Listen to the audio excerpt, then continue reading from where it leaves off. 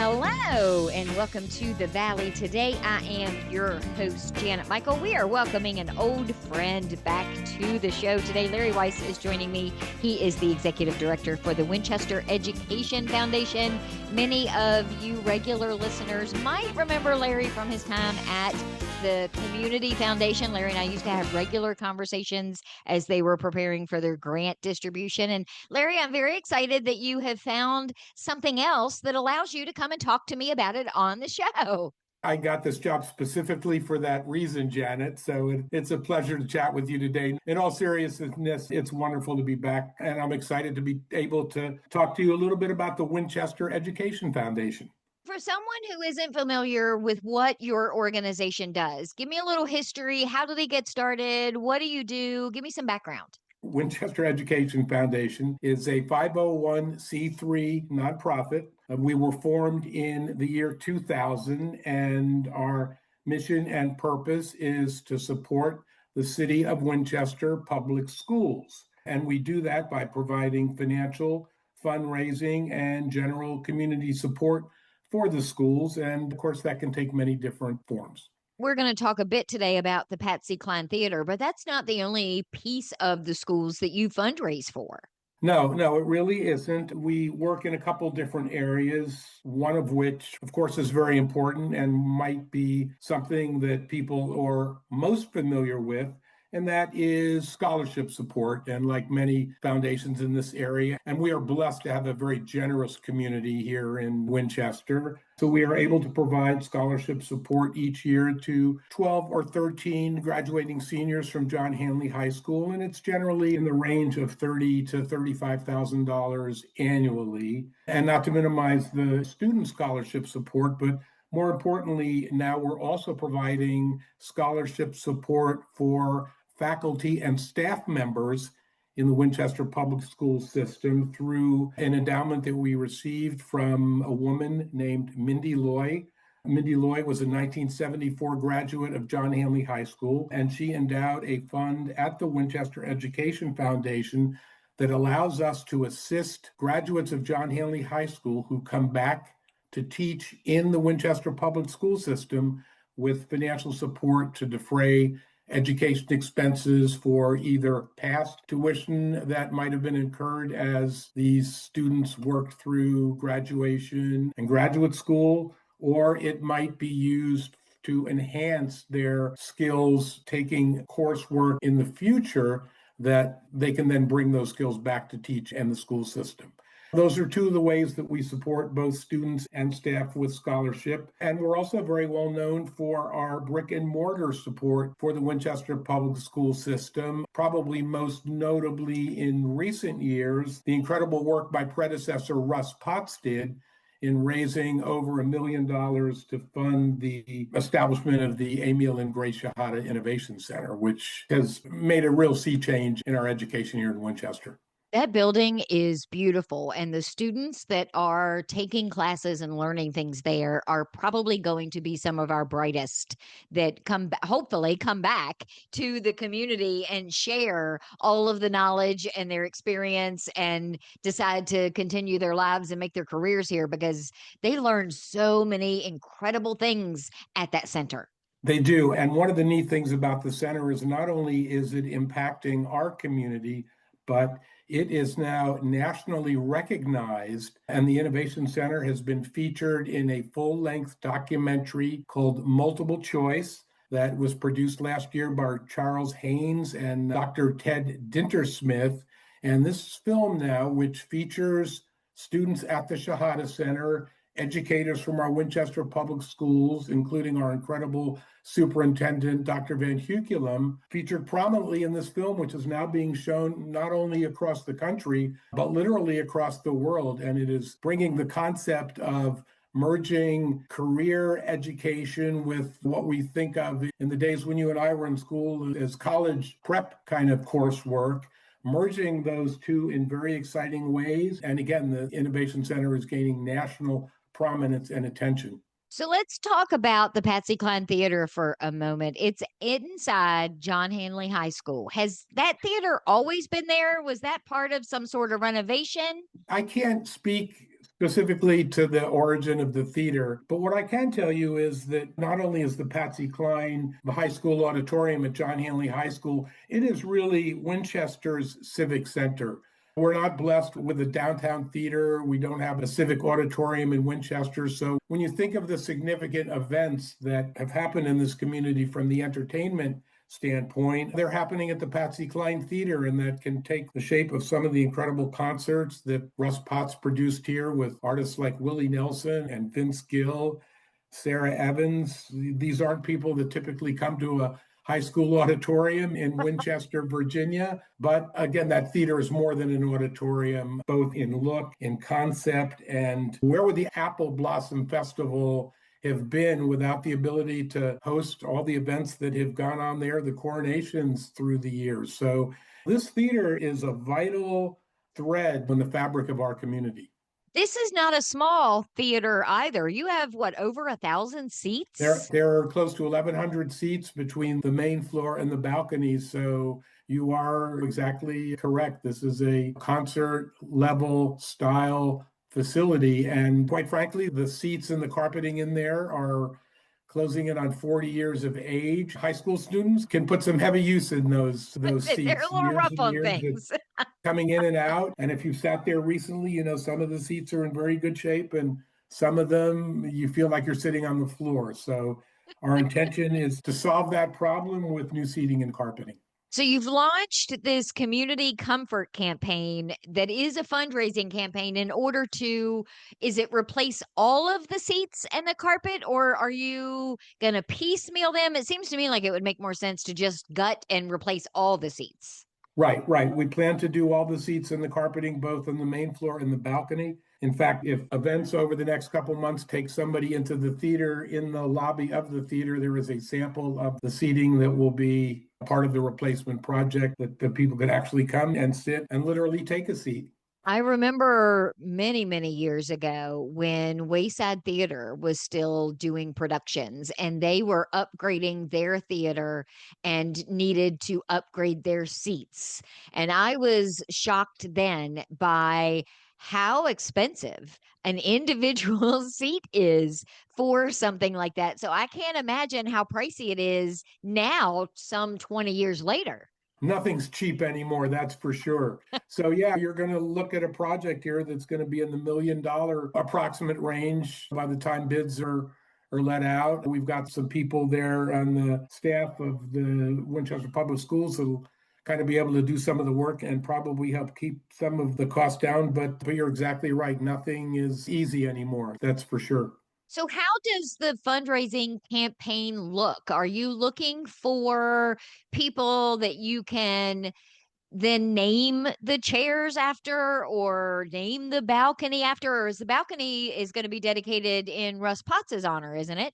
Right. The balcony will be dedicated in Russ Potts's honor to celebrate the life and service that Mr. Potts provided, not only to the community, but certainly to Winchester Public Schools. But there's also many other ways that people can participate. And the reality is, as you know, certainly, Janet, and you've worked on enough fundraising campaigns yourself to know that every donation is worthwhile, and we don't value a $10 contribution any less than a $1,000 contribution. But people, for the price of $350, could purchase a seat. Of course, you're not actually purchasing the seat, but you're helping to fund the campaign, and we will put a name tag on a seat in recognition of whomever you choose to honor. And it's kind of interesting. We've had some people honoring faculty members who were significant to them during their time at Handley.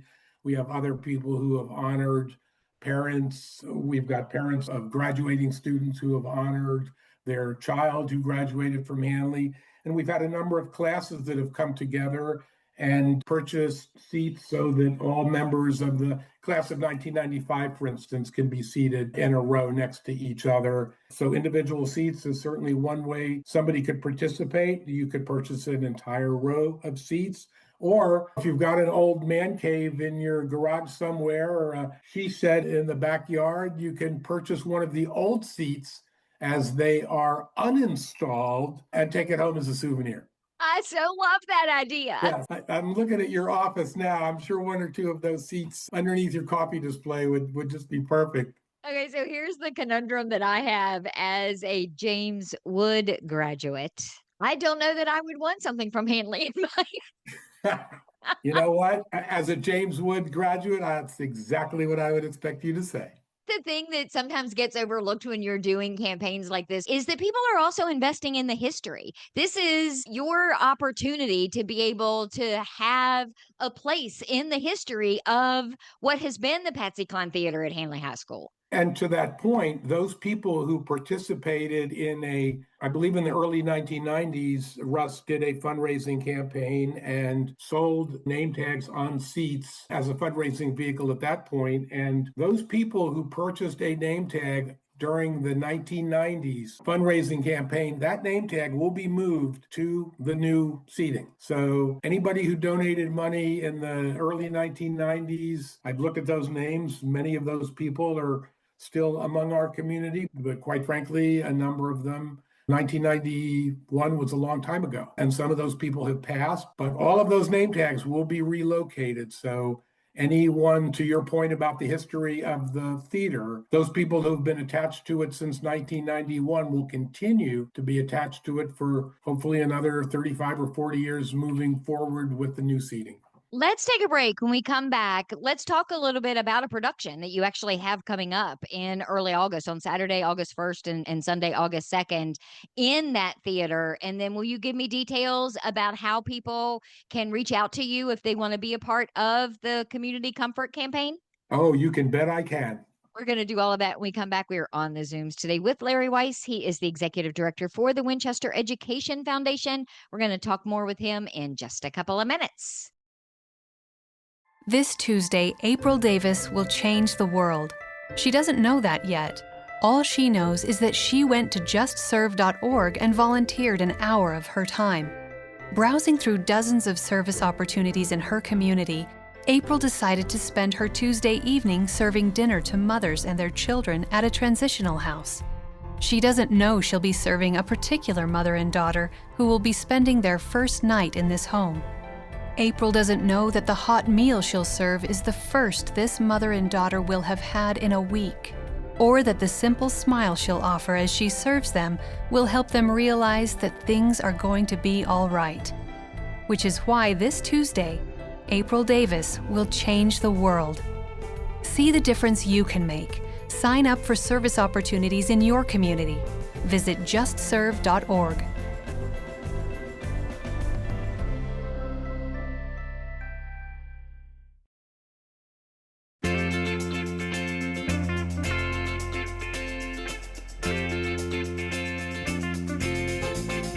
Welcome back to the Valley. Today, I am your host, Janet Michael. We are on the Zooms today with Larry Weiss. Larry is the executive director for the Winchester Education Foundation. We talked in the first segment about some major renovations of sorts, replacing of all of the theater seats as well as the carpeting in the Patsy Cline Theater at John Handley High School. That is their current fundraiser. It is a community comfort campaign. We'll get details from Larry before we wrap up today about how you can support that campaign. But Larry, before we get back to that, this theater, when we were talking about it earlier, isn't just an auditorium for Handley High School students to hear announcements or maybe do an indoor graduation or any of that sort of thing. It is an actual theater that can host concerts and music events and all sorts of other things as well. Yeah, and we mentioned it briefly in the first statement is for many, many years, the Patsy Cline concert series was hosted at the theater, and trying to think the list of people that performed there includes Vince Gill, the Beach Boys, Willie Nelson, Ronnie Milsap, Scotty McCreery, Sara Evans, very, very well-known performers, primarily in the country music genre, but certainly well-known performers to anybody who follows pop culture in America, certainly over the last few years. And it's been increasingly difficult over the last few years to bring those kinds of concerts into a venue that only has 1,000 seats because the cost for artists has just skyrocketed. And people that at one time were $15,000 acts are now $35,000 to $40,000 acts. And with only 1,000 seats, there's only so much you can afford to do. But we're making a pivot this summer, and we are going to be hosting a live performance at the Patsy Cline Theater on August 1st and 2nd that I think will be a very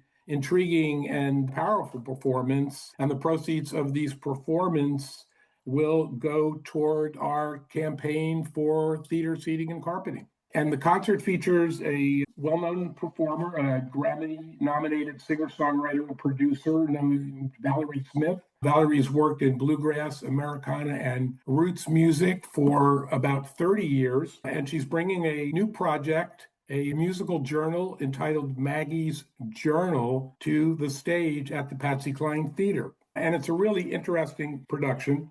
It'll be Valerie and her live acoustic band. But in telling me about this performance, Valerie discovered, after her grandmother died, a handwritten journal that her grandmother had written in the post-Civil War period in rural Missouri. And it offered a slice and a view of resilience, hardship, and triumph set in a period that, for those of us now in 2026, it's hard to imagine what life would have been like in the late 1800s, and particularly in rural parts of this country. And I'm sure there's a lot of similarity between rural Missouri at that point in time and what rural Virginia would have been like. And there was a lot of hardship after the Civil War. We felt it here in the Shenandoah Valley, certainly, with crops being burned, cities razed, and it took decades to rebuild from that. And this is a story of a woman who fought through the late 19th century with all the hardship that that era entailed, and through own resilience, hardship, love, and triumph, was able to persevere.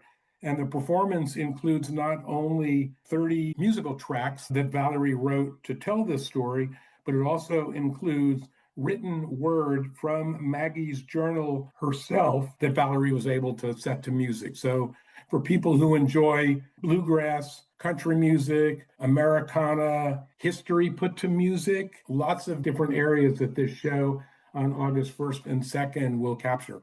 It's almost like it's a show and a concert all in one with history sprinkled on top.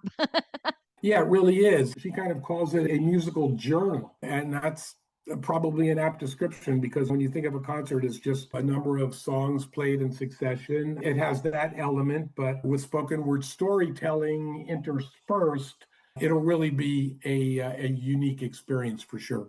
Are you hoping that the new seats and the new carpet will be in prior to this show on the 1st of August? No. The schedule for the seating and the carpet will be summer of 2027, after the school year ends next spring. There are a number of dates that were already booked into the facility, including some apple blossom events that would have made it difficult to get in there this year. And we have a little bit more work to do in terms of the fundraising side of it, certainly. Will you run that fundraising campaign through the end of this year? Should people be looking at making those donations now rather than later? Well, people should be looking to make those donations literally the second the show ends. And you're in fundraising, Janet. You certainly know that you never want to delay till tomorrow a check that you could receive today. But no, in all seriousness, we kicked this campaign off at the first of the year. We envision this as being a year-long campaign. So we're roughly halfway through it. We've got a few other initiatives that are in the works right now. And certainly this concert coming up in August is part of that, as the proceeds will go to the campaign. But certainly buying a seat and just making a contribution will be helpful as well. I want to touch on something that you mentioned at the beginning of our conversation when you were talking about the different things that the Winchester Education Foundation does, because I think sometimes there's a misconception out there about what taxpayer dollars cover for the school systems, whether it's Winchester City Schools, Frederick County, Clark County, whatever, and what foundations like yours are able to provide. So this is a really good example of a fundraiser funding something that likely would not have been covered by taxpayer dollars or in the city budget. So the fact that you're stepping in to do this is very, very beneficial. The reality is that the capital improvement plan that Winchester Public Schools has had on record, there's a lot of big projects on there. There's heating and air conditioning projects that need to be done, renovations at some of the older school buildings, and those are very important projects. And it would be hard for me to sit here and say it's more important to have a new seat in an auditorium than it is to have properly ventilated and heated schools. And so that's the reality. And there's always needs. There's limited resources from the taxpayer point of view. And to the extent that education foundations like ours, and there's also one just point of information, Frederick County Schools has their own education foundation. Clark County Schools has their own. I work with the fabulous women who run both those foundations. We do similar things, but most communities always have more needs where public education is concerned than there are tax dollars available to fill those buckets. So whether it's helping Winchester Public Schools maintain teachers by providing scholarships for their continuing education, or providing some financial assistance to graduating seniors, or kicking in $1.5 million so we can have an innovation center, we like to think that we can help fill those gaps. So where can someone go if they're listening today and they want to contribute in some way? What is the best way for them to be a part of this community comfort campaign? So two things. First of all, if someone is interested in tickets to the concert or learning more about it, I would encourage them to go to this website, thevaleriesmith.com. thevaleriesmith.com. Valerie Smith is the artist who will be producing the show. So ticket sales for the concert and concert information can be found at her website, thevaleriesmith.com. But again, those performances will be on Saturday, August 1st at 7, and on Sunday, August 2nd, a 2:00 matinee performance. And for any other information about the theater campaign, to learn more about it, to make a contribution, to just learn more about the Winchester Education Foundation, just go to our website, winchestereducationfoundation.org. When you go to that website, you'll see a little, actually it's not a little, a large graphic there for Community Comfort Campaign. Click on that and it'll tell you everything you want to know, and it'll give you many little different buttons that you can click on to donate, and you can do that online, or it will give you information on how a check can be mailed to us at the Winchester Education Foundation. Well, Larry, thank you for taking the time today to bring me up to speed on this campaign. I think it's outstanding that you are able to support the school systems in this way. Well, Janet, thank you very mumuch for the opportunity to chat today. And as I've told you before, thank you to you for bringing community radio to the Shenandoah Valley, and it gives organizations like ours the opportunity to, I'd say, come face to face with the community, but it's just ear to ear. But really, these opportunities are appreciated, and it's a great opportunity for the listeners. I know they like hearing about what's going on in our community, and organizations like ours that get the opportunity to participate certainly benefit as well. So thank you, and thank Andrew and everyone at the River for what you do to serve our community. I will be back tomorrow with a brand new episode and highlighting something in the Valley just a few minutes after noon. So meet me here then.